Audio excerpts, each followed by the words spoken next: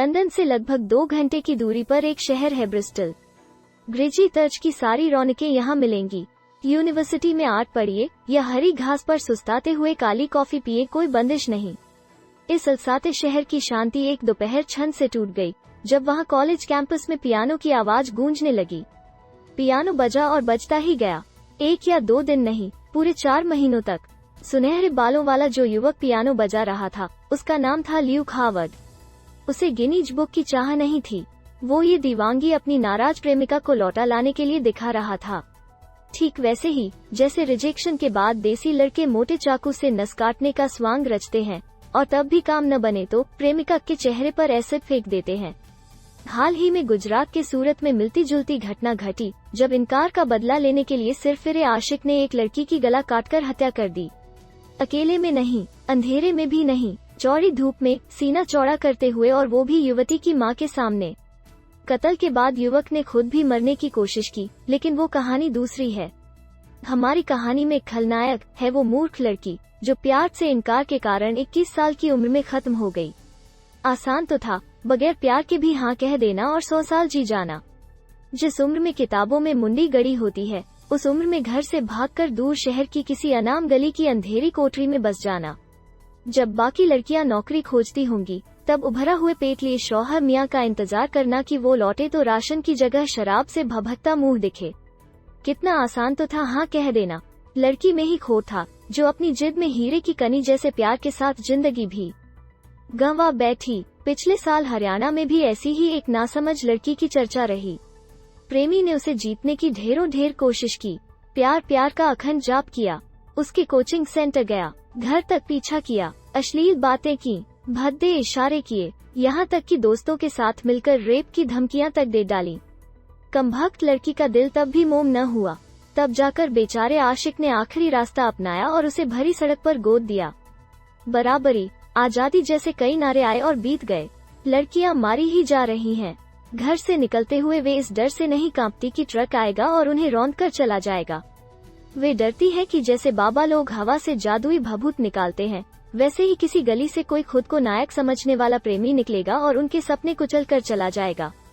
औरतों को रोटी मिले न मिले, हवा चाहे प्रदूषित मिले, लेकिन प्यार हर औरत को भरपूर मिलता है, वो भी छुटपन से ही। मेरे पास इस पर एक सच्ची कहानी है। कोई 12 साल की थी जब पहला प्रेम प्रस्ताव मिला। मैं 7वीं में, वो इंजीनियरिंग के फाइनल में। प्रस्ताव प्रेम भरी चिट्ठी या गणित पढ़ाते हुए तारीफ भरी नजरों से नहीं, बल्कि एकदम मोटे सोटे अंदाज में। उसे यकीन था कि एक हरे शरीर और सपनीली आंखों वाली बच्चियों से प्रेम जताना उतना ही सहज है जितना धूल आने पर पलकों का झपकना। वो जबरन मेरी उन शामों पर कब्जा करने लगा जिनमें अपने हमउम्रों से खेलना ही मुझे पसंद था। मैं जितना इनकार करती, वो उतनी जिद पकड़ता। प्रेम से ये मेरी पहली मुलाकात थी।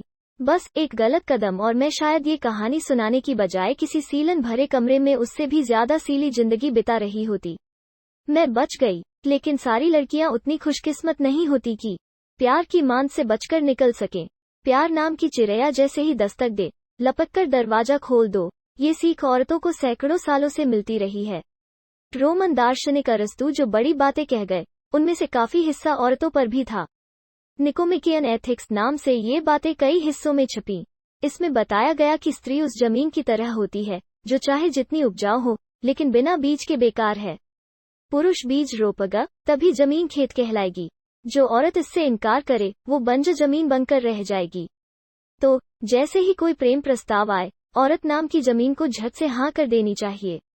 फिर वो ये न देखे कि बीज बैंगन के हैं या फिर कद्दू के। ईसा पूर्व से होते हुए 21वीं सदी का मुर्गा भी बांग दे चुका, लेकिन औरतों की बुद्धि वो चट्टान बनी हुई है जिस पर प्यार का अंकुर फूटता ही नहीं। प्यार के बदले इनकार झेलते मर्दों की एक ऑनलाइन बिरादरी भी है। इंसेल नाम से इस वर्चुअल ग्रुप में वे बताते हैं कि बेहद प्रेम के बावजूद लड़कियां उन्हें घास नहीं डालती। वे सुख चाहते हैं, लेकिन लड़कियों को इसकी कोई परवाह नहीं। तो ग्रुप में लड़कियों से बदला लेने के तरीके डिस्कस होते हैं। एक तरफा प्यार ने सूरत की ग्रीष्मा को भी खत्म कर दिया। साल भर से पीछा कर रहा हमलावर फिलहाल अस्पताल में है। बच गया तो बाकी उम्र जेल और फिर शायद सड़क पर बिताए, किसी दूसरी लड़की का पीछा करते हुए। ये तस्वीर कुछ अलग होती अगर लड़की को भरोसा मिलता कि छेड़छाड़ की कहानी सुनाएगी तो कमरे में बंद नहीं कर दी जाएगी। हंसने या सजने पर ताना नहीं मिलेगा कि तुमने ही लड़के को हिंट दिया होगा। या अगर उसे ब्यूटी पार्लर जाकर होंठ पलक संवारने के साथ साथ मांसपेशियां तराशने की भी ट्रेनिंग मिलती। ये तस्वीर वाकई सुनहरी हो सकती थी अगर लड़के को दुख पर रोने की ट्रेनिंग मिलती। अगर उसे बताया जाता कि इनकार से दुनिया रुकती नहीं, बल्कि एक नया चैप्टर शुरू होता है, जो और सुंदर और कोमल हो सकता है।